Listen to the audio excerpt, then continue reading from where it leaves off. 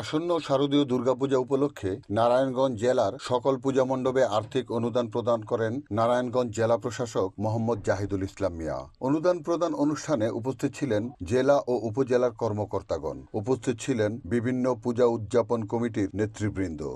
পরিদর্শন করা, ব্যবস্থা নেওয়া, ত্রুটি আছে কিনা সেগুলি অবলোকন করা এবং প্রয়োজনীয় ব্যবস্থা গ্রহণ করার জন্য যে নির্দেশনা দিয়েছেন, এর জন্য আমরা সবাই এই সনাতনী সম্প্রদায়ের সকল মানুষের পক্ষ থেকে আপনাকে এবং আপনার সমস্ত বডিকে আমরা অশেষ অশেষ ধন্যবাদ জানাই এবং শারদীয় শুভেচ্ছা জানাই।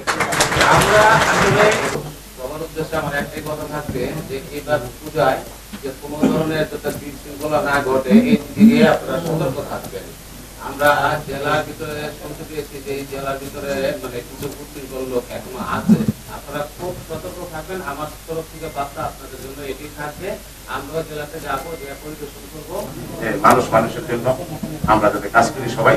আর যদি আমি রবীন্দ্রনাথের ভাষায় বলি, সংসার মাঝে তারপর নিবসিত, আমরা যেন সবাই ভালো কাজটার সাথে সম্পৃক্ত থাকি এবং সবাই যেন একটা সিসি ক্যামেরার আওতায় আমাদের চোখগুলো যেন থাকে।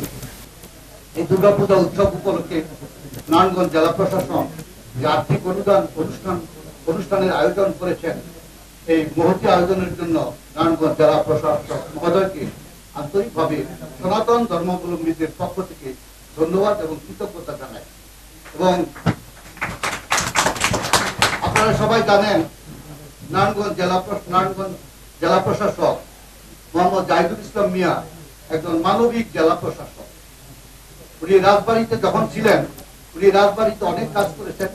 রাজবাড়িতে ওনার যে মানবিক কাজ কর্মকাণ্ড ছিল তখনকার সময় পত্র পত্রিকায় প্রকাশিত হয়েছে এবং নারায়ণগঞ্জ জেলাতে আসার পরেও উনি মানবিক দৃষ্টিকোণ থেকে অনেক কাজকর্ম করতেছেন। শারদীয় দুর্গাপূজার শুভেচ্ছা।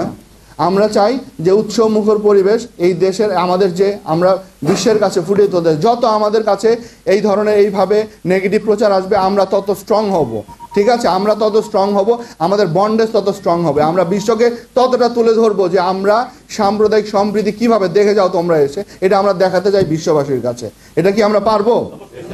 আমরা আপনাদের সার্বক্ষণিক আপনাদের পাশে আছি এবং আমরা ইতিমধ্যে আমরা দেখছেন যে আমি 2500 সব যতটুকু সম্ভব হয়েছে আমাদের পুলিশ বাহিনী, তারা এসপি মহোদয় গিয়েছেন, আমাদের জেলা পরিষদের সিও গিয়েছেন, আমাদের ম্যাজিস্ট্রেটরা গিয়েছেন, আনসার বাহিনী গিয়েছেন, সবাই গিয়েছেন এবং আমরা যতটুকু সম্ভব আছে আমরা সেখানে যাব। এবং আপনাদের এরপরেও যদি আপনাদের কোনো অসুবিধা থাকে, কোনো সমস্যা থাকে, রাস্তার কোনো সংস্কারের কাজ হয়, কোনো বিষয় থাকে, আমাদেরকে জানাবেন। আমাদের কন্ট্রোল রুমের নাম্বার দেওয়া আছে, আপনারা জানাবেন। আমরা সেটা দ্রুত কীভাবে এটাকে অ্যাড্রেস করা যায় সেটা আমরা অবশ্যই চেষ্টা করব। এ বিষয়ে কোনো রকম কোনো কার্পণ্যতা হবে না, আমি এটা আপনাদেরকে অ্যাসিওর করছি।